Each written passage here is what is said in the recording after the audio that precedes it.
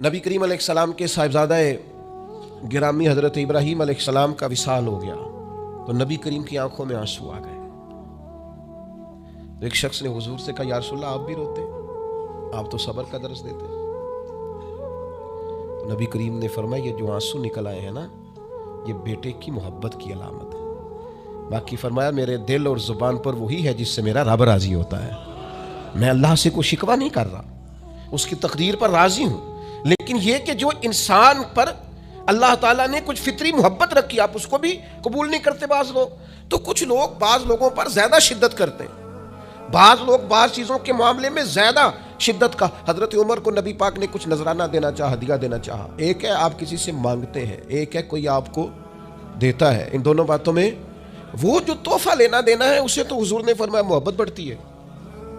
तो हजरत ये सही बुखारी में मौजूद है, नबी करीम ने कुछ दिया तो हजरत उमर अर्ज करने लगे, नहीं या रसूलल्लाह जरूरत नहीं। तो महबूब ने फरमाया, जो बिन मांगे मिले वो तो अल्लाह की तरफ से है। वो एक साहब मुझे कहने लगे, फलां साहब कहते हैं हम चंदा नहीं मांगते। तो मैंने कहा, वो ज्यादा नेक होना चाहते हैं, कोई हर्ज वाली बात नहीं। वो चंदा नहीं मांगते, वो ज्यादा परहेजगार होना चाहते हैं, ज्यादा आगे बढ़ना चाहते हैं। वरना नबी पाक ने तो ऐलान किया है कि तबूक पे जाना है, मुजाहिदों को चंदे की जरूरत है। ऐलान किया कि नहीं किया रसूल पाक ने? तो आप किसको उलमा की तौहीन का पहलू बनाएंगे? रसूलुल्लाह सल्लल्लाहु अलैहि वसल्लम ने ऐलान नहीं फरमाया?